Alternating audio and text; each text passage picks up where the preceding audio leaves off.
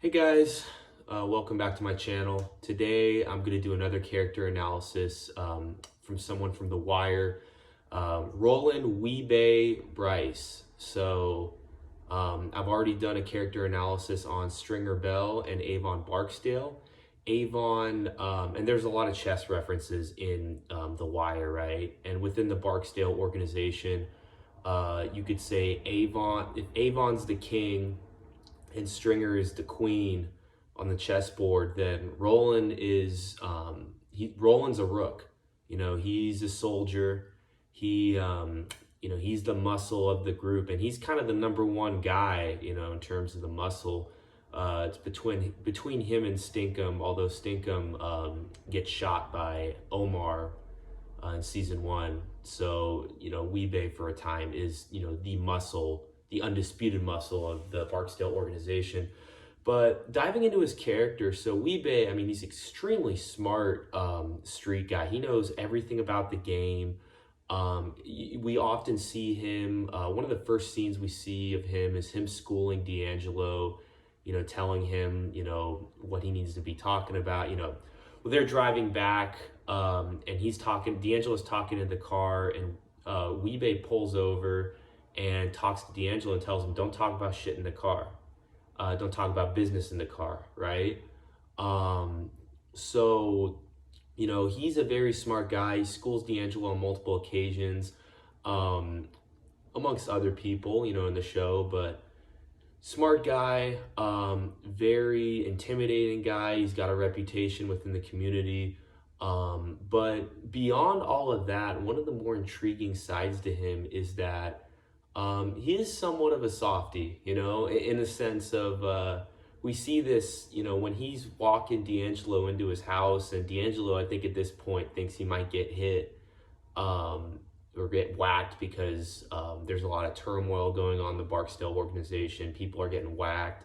He's a little scared he might get whacked, but Wee-Bey just, he turns on the lights and you see all of his fish, right? You see all these fish tanks, and Wee-Bey is instructing D'Angelo on how to feed his exotic fish. So, and you find out that Wee-Bey is a big fish guy. So, it's a nice little soft quirk that they give him. At the end of the day, for Wee-Bey, he ends up going down. I think they get him on a murder charge or two.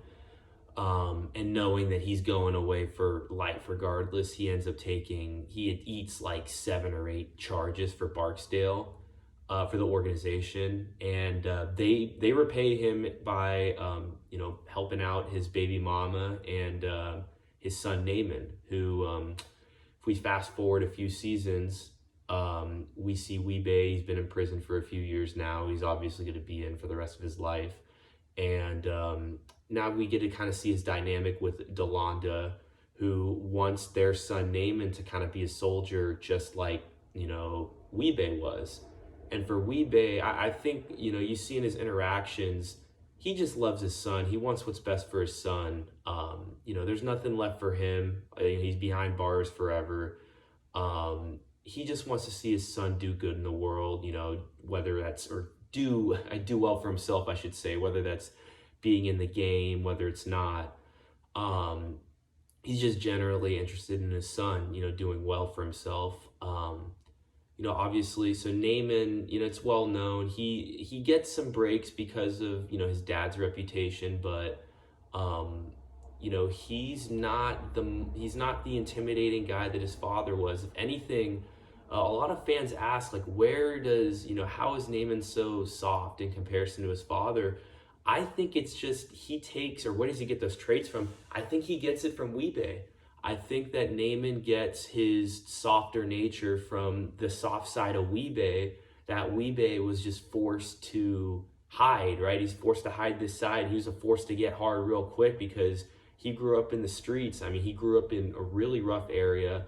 And, he had to get in the game to, make ends meet and, support his family, support himself. So, Naaman, we see this, he struggles, in getting into the streets, but he meets Bunny Colvin, right? The excommunicated police officer who a police major, in the Baltimore police department, which I'm going to do a whole analysis on him later. But Bunny sees Naaman. Bunny's working for the school now, and at first Naaman acts up a lot, but Bunny's able to see past this with Naaman and eventually see all of Naaman's gifts. So Bunny ends up going to visit Wee-Bey, and Bunny convinces Wee-Bey, hey, listen, your son is a lot of things, but he's not a soldier. He's not like you. He didn't and Colvin, he came from the streets, same as Wee-Bey.